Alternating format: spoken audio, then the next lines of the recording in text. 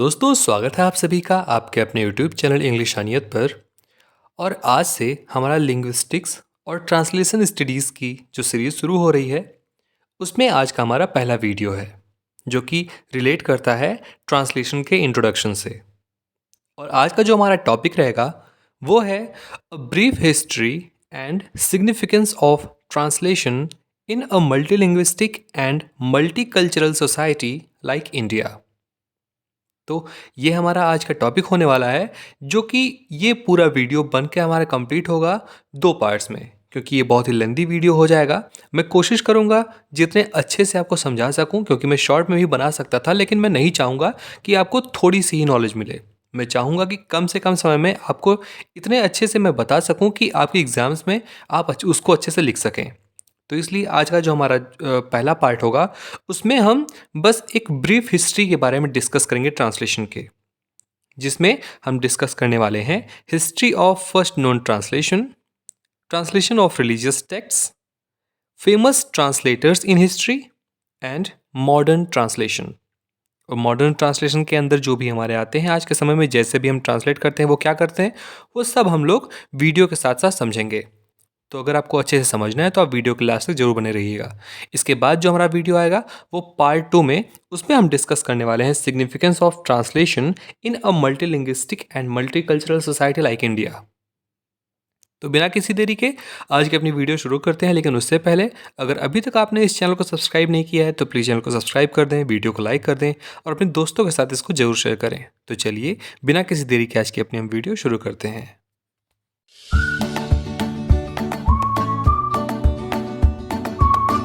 दोस्तों ये जो पूरा मैटर है जो भी हम आज इस वीडियो में डिस्कस करेंगे वो मैंने जहाँ से उठाया है उस वेबसाइट का मैंने लिंक डिस्क्रिप्शन में डाल रखा है। आप वहाँ से जा कर के उस टेक्स्ट को भी पढ़ सकते हैं। ठीक है, मैंने सोचा है या फिर मैंने ट्राई किया है कि जिस भी चीज़ को मैं आपको समझाऊँ वो उतना ही सरल भाषा में होना चाहिए जितना आपको अच्छे से समझ में आ सके और आपको जो भी टॉपिक्स हैं वो अच्छे से क्लियर हो सकें। तो शुरू करते हैं इसको। तो जो आज का हमारा टॉपिक है वही है the early history of translation या फिर brief history of translation. Different theories surround translation throughout history, which gives insight into how, when, and where translation has been used. हमारे आसपास बहुत सारी ऐसी थियरीज हैं हमारे इतिहास के बारे में, हमारे ट्रांसलेशन के इतिहास के बारे में, जो कि हमको बताती है कि किस प्रकार, कहाँ और कब ट्रांसलेशन को यूज़ किया गया। First, the word translation was derived from a Latin phrase that means to bring or carry across. तो जो पहली थियरी है वो ये है कि जो वर्ड है ट्रांसलेशन वो एक लैटिन भाषा से लिया गया था, जिसका मतलब था इंग्लिश में टू ब्रिंग और कैरी अक्रॉस। ब्रिंग मीन्स ले करके आना, अक्रॉस मीन्स पार, कैरी मीन्स उठाना, अक्रॉस मीन्स पार। तो पार लेकर के आना या पार उठा करके आना इसका इंग्लिश में मीनिंग था, जिसका लैटिन का इंग्लिश हुआ है ट्रांसलेशन। ठीक है। सेकंड जो हमारी थियरी है वो ये कहती है phrase second another explaining phrase is metaphrasis. ठीक है, which was derived from ancient Greek meaning to speak across. Finally, word from metaphrasis, the word metaphrase was derived to mean word for word translation. जो हमारी दूसरी theory है वो ये कहती है कि जो वर्ड है मेटाफ्रेसिस ये एक एंशियन ग्रीक वर्ड है जिसका इंग्लिश मीनिंग है टू स्पीक अक्रॉस। और फिर लास्ट में मेटाफ्रेसिस को ही शॉर्ट किया गया, तब मेटाफ्रेज हमको मिला और मेटाफ्रेज का ही मतलब होता है वर्ड फॉर वर्ड ट्रांसलेशन। ठीक है, तो ये तो हो गई कि जो ट्रांसलेशन वर्ड है वो हमारे पास कहाँ से आया। अब बात करते हैं history of the first known translation, यानी कि हमारे पास जो पहली नोन ट्रांसलेशन है उसका इतिहास क्या है। It is said that translation was done in Mesopotamia era where Gilgamesh Sumerian poem was translated into the Asian language. ऐसा माना जाता है कि मेसोपोटामिया एरा के समय में, यानी मेसोपोटामिया के समय में, मेसोपोटामिया के सभ्यता के समय में सबसे पहला ट्रांसलेशन जो किया गया था वो था गिलगमेश नाम की एक सुमेरियन पोएम का, जिसको एशियन लैंग्वेज में लिखा गया था। Other ancient translation work include Buddhist monks translating Indian text into Chinese. और हमारे पास जो अदर ट्रांसलेटिंग वर्क्स हैं या हमारे रिकॉर्ड्स में जितने भी ट्रांसलेशन के वर्क्स हैं वो ये बताते हैं कि और भी जो प्राचीन वर्क्स रहे हैं वो बुद्धिस्ट मॉन्क्स के द्वारा टेक्स्ट को इंडियन टेक्स्ट को चाइनीज़ में ट्रांसलेट किया गया था, जिससे कि वो अपने रिलीजन का विस्तार कर सकें, अच्छे से एक्सपेंड कर सकें उसको। अब बात करते हैं ट्रांसलेशन ऑफ रिलीजियस टेक्स्ट। ये एक बहुत ही इंपॉर्टेंट चीज़ रहेगी क्योंकि ये बहुत ज़्यादा हुआ है हमारे यहाँ पे। जो भी ट्रांसलेशंस हुए हैं हमारे इस वर्ड में वो मोस्टली रिलीजियस टेक्स्ट ही ट्रांसलेट किए गए हैं स्टार्टिंग से ही। तो उसके बारे में पढ़ते हैं। It is said that the first known significant translation was of the Hebrew Bible, dated back to the 3rd century. ऐसा माना जाता है कि जो पहला सिग्निफिकेंट ट्रांसलेशन है वो किसका किया गया था? हिब्रू बाइबल का, 3rd सेंचुरी में। The need for more translation continued to increase with the expansion of spiritual theories and religious texts. The result of religion brought the drive to spread religion and strengthen faith, which means there was the need to translate religious content into multiple languages. मतलब कि लोगों के faith को, लोगों के जो विचार है, लोगों का जो विश्वास है भगवान के ऊपर या परमात्मा के ऊपर, उसको प्रभावशाली बनाने के लिए, उसको और ज़्यादा बल देने के लिए जितने भी स्पिरिचुअल वर्क्स रहे हैं उसको समय समय पर लगातार ट्रांसलेट किया जाता रहा है, जिससे कि जो स्पिरिचुअलिटी है, जो अलग अलग रिलीजन्स हैं, उनका विस्तार अच्छे से लोगों में किया जा सके। ठीक है, इसीलिए बुद्धिस्ट मॉन्क्स ने भी अपने वर्क्स को इंडियन टेक्स्ट से चाइनीज़ टेक्स्ट में कन्वर्ट किए या फिर ट्रांसलेट किए, जिससे कि जो हमारा रिलीजन है वो एक्सपेंड हो सके चाइना में भी जा कर के। और आगे हम पढ़ेंगे क्या है वो चीज़ें। Among the first known religious translations is the translation of the Old Testament Bible into Greek in the 3rd century BC. अगर हम बात करें कि हमारे पास जो भी ओल्ड रिलीजियस ट्रांसलेशंस हैं, ठीक है, उसमें सबसे पुराना कौन सा है? तो वन ऑफ द ओल्ड कौन सा आता है हमारे सामने? बाइबल का जो ओल्ड टेस्टामेंट था उसको ग्रीक में ट्रांसलेट किया गया था 3rd सेंचुरी बीसी के समय में।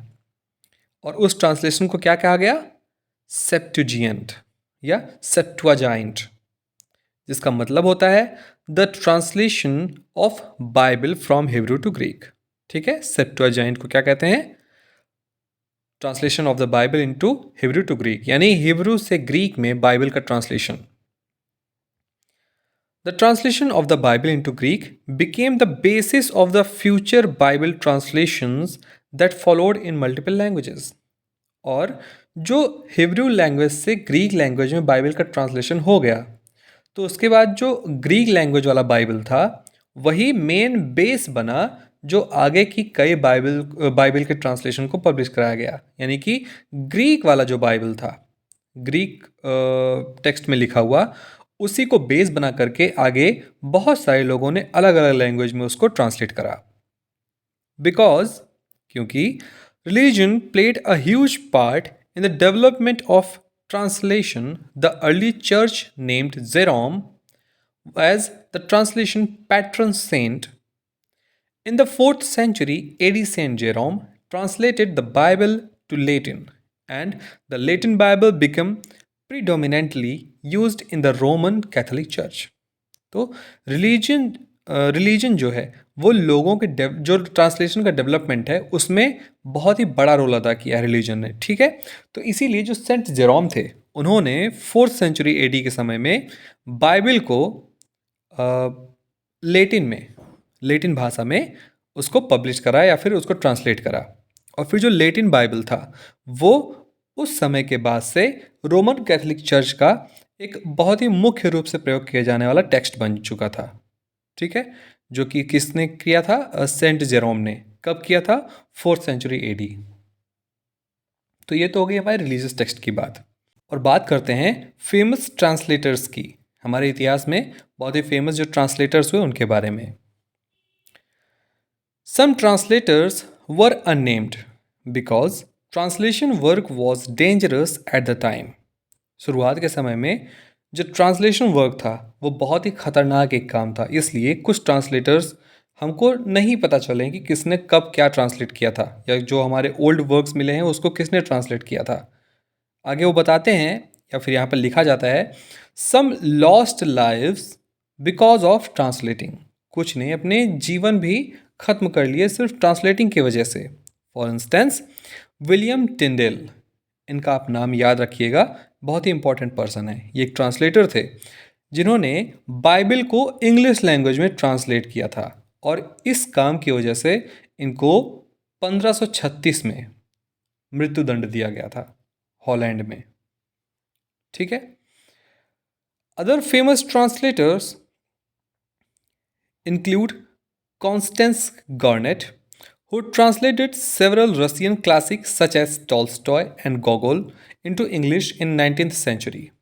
और हमारे पास अलग अलग अदर फेमस ट्रांसलेटर्स कौन हैं, जैसे कि कॉन्स्टेंस गार्नेट, जिन्होंने कई रशियन क्लासिक्स को, जैसे जिसको टॉल्स्टॉय ने लिखा था या फिर गोगोल ने लिखा था, उसको इंग्लिश में 19th सेंचुरी में ट्रांसलेट किया। और उसके बाद एक हमारे पास चाइनीज़ मॉन्क हैं या थे, जिनका नाम था जुआन जैंग। तो इन्होंने, या फिर इनको ये क्रेडिट दिया जाता है कि जो भी इंडियन बुद्धिस्ट टेक्स्ट थे उसको इन्होंने चाइनीज़ लैंग्वेज में ट्रांसलेट किया था। तो ये तो हो गई बात हिस्ट्री की। अब बात करते हैं मॉडर्न ट्रांसलेशन की। तो मॉडर्न ट्रांसलेशन क्या है उसका समझते हैं। मॉडर्न ट्रांसलेशन में हमारे प्रेस और प्रिंटिंग प्रेस का क्या इम्पैक्ट रहा है, और उसकी वजह से लैंग्वेज यूजेस में क्या क्या इम्पैक्ट आया है उसके बारे में पढ़ते हैं। Before the introduction of the printing press, when few people could read must written text most written text were in Latin. तो before introduction of the printing press, यानी कि प्रिंटिंग प्रेस जब इस संसार में नहीं आया था, उसके एग्जिस्टेंस से पहले ही बहुत कम ही लोग किसी चीज़ को पढ़ सकते थे, क्योंकि उस समय बहुत सारे जो टेक्स्ट होते थे हमारे पास वो लैटिन भाषा में लिखे हुए होते थे। The printing press though had a profound impact on language use and people's literacy. तो इसलिए जो प्रिंटिंग प्रेस है उसका लोगों पर बहुत ही गहरा प्रभाव पड़ा है, जिसकी वजह से लोग अच्छे से अब भाषाओं को बोल सकते हैं, उसके बारे में जान सकते हैं। The use of Latin declined as texts could now be translated and even published in different local languages, with more people getting a chance to learn and read. तो अब लेटिन जो भाषा था उसका जो प्रयोग है, जो यूज़ है, वो कम हो चुका है और घटता चला गया समय के साथ साथ। क्यों? क्योंकि जैसे ही प्रिंटिंग प्रेस आया और वो धीरे धीरे हर एक भाषा में उस पर्टिकुलर वर्क को पब्लिश कर सकता था, पब्लिश करने में सक्षम था, हर एक लोकल लैंग्वेज में उसको पब्लिश करने में सक्षम था, एबल था, जिससे कि हर एक व्यक्ति को अपने भाषा में उस पर्टिकुलर वर्क को पढ़ने और समझने का अवसर मिला। The early professional translation. तो अर्ली प्रोफेशनल ट्रांसलेशन में क्या है? In the early professional translation there was little regard for translation accuracy. शुरुआत के समय में ट्रांसलेशन एक्यूरेसी पूरी तरह से नहीं हुआ करती थी, ठीक है, थोड़ी बहुत कमियां उसमें हुआ करती थी। This was the period of translation adaptation, as there was still no accuracy in the translation of individual words. For example, when a translator did not understand a word's meaning when translating, they would skip it entirely. This gave the translators a lot of control over the audiences, since they ended up shaping the texts that the people read. तो क्या करते थे, जब पहले के translators कोई भी word उनको नहीं समझ में आ रहा होता था या किसी वर्ड का उनको मीनिंग नहीं आती थी, तो वो अपने अकॉर्डिंग ही उस वर्ड की मीनिंग को कुछ ना कुछ लिख दिया करते थे, जिससे कि जो ऑडियंस होती थी या फिर जो रीडर्स होते थे उस टेक्स्ट को पढ़ने वाले, वो उनके ऊपर जो ट्रांसलेटर था उसका अच्छा खासा कंट्रोल होता था, क्योंकि जो ट्रांसलेटर लिखेगा वही सामने वाला पढ़ेगा। बहुत सारे ऐसे रिलीजियस टेक्स्ट रहे हैं जो कि बहुत ही अलग अलग लोगों द्वारा, जो कि प्रॉपर एक अथीस्ट रहे हैं, उन्होंने जब उसको ट्रांसलेट किया तो उसके बहुत ही गलत गलत मीनिंग्स ला करके सामने रख दिए, जिससे जो आजकल के लोग हैं उसको पढ़ते हैं और उनको लगता है कि रिलीजन हमको ये सिखाता है कि हमको ये गलत काम करना चाहिए। तो ये बहुत ज़्यादा गहरा प्रभाव पड़ता है व्यक्ति के मानसिकता पर, जो भी उसको पढ़ता है। तो इसीलिए कहा जाता है कि जब पहले प्रॉपर जब कोई भी मीनिंग नहीं समझता था तो उसको अपने हिसाब से लिख देता था, क्योंकि उस समय हमारे पास ना प्रिंटिंग प्रेस थे और ना ही कोई ऐसा ट्रांसलेट करने के लिए आज के समय जैसा एआई था और ना ही उस समय कोई ऐसी मशीन थी। लेकिन आज के समय में क्या है, ट्रांसलेशन इन सोसाइटी टुडे, आज के समय में क्या है ट्रांसलेशन का scene. Today translators now have several tools such as the internet and laptops at their disposal to aid in the translation process। तो आज के समय में ट्रांसलेटर्स के पास क्या है, इंटरनेट है, लैपटॉप्स हैं और हमारे साथ और भी कई सारे गैजेट्स हैं जिसकी सहायता से हम ट्रांसलेशन को अच्छे से कर सकते हैं। Translation services has also become of massive importance in society as the world becomes increasingly interconnected through the economy, education, sharing of knowledge and trade. तो जो ट्रांसलेशन सर्विस है ये भी आज के समय में समाज का एक मैसिव इम्पॉर्टेंट चीज़ बन चुका है। जिस प्रकार हम समझते हैं कि अब हमारा संसार या फिर हम लोग आपस में ग्लोबलाइजेशन में हम लोग एक दूसरे से कनेक्ट हो रहे हैं, हम फॉरेनर से कनेक्ट हो रहे हैं, हम अपने एजुकेशन के लिए बाहर जा रहे हैं, हम आपस में एक दूसरे से नॉलेज शेयर करते हैं, ट्रेड करते हैं, व्यवसाय करते हैं। तो इसमें हमारा एक दूसरे से बोलना, बातचीत करना, एक दूसरे की बातों को समझना, इन सब को समझने के लिए आज के समय में ट्रांसलेशन सर्विस जो है वो बहुत ज़्यादा इम्पॉर्टेंट रोल अदा करती है। ठीक है, तो इस प्रकार से आज के समय में ट्रांसलेटर्स को बहुत सारे ऐसे गैजेट्स भी मिल जाते हैं, बहुत सारे एड्स भी मिल जाते हैं कि वो ट्रांसलेशन को अच्छे से कर सके। तो आज के समय में ट्रांसलेशन बहुत ही मैसिव रोल भी प्ले करती है और इजी भी कह सकते हैं है। ठीक है, तो इस प्रकार से ट्रांसलेशन की हिस्ट्री स्टार्टिंग से लेकर के एंड तक हमने ब्रीफ में डिस्कस की। मिलते हैं अगले पार्ट में जहाँ पर हम डिस्कस करने वाले हैं कि ट्रांसलेशन का रोल क्या रहता है जहाँ पर मल्टी कल्चरल और मल्टी लिंग्विस्टिक लोग रहते हों। जैसे कि हमारा इंडिया है, इसमें बहुत सारे लोग रहते हैं। हर एक ज़िले में अगर आप देखें तो हर एक गांव में या फिर शहर में ही आप देखें तो हमारी भाषाएं बदलती रहती हैं, हमारे कल्चर्स बदलते रहते हैं। तो ऐसी जगह पर ट्रांसलेशन का क्या उपयोगिता हो सकता है उसके बारे में हम अगले वीडियो में डिस्कस करेंगे। तब तक के लिए अपना ख्याल रखिए। धन्यवाद।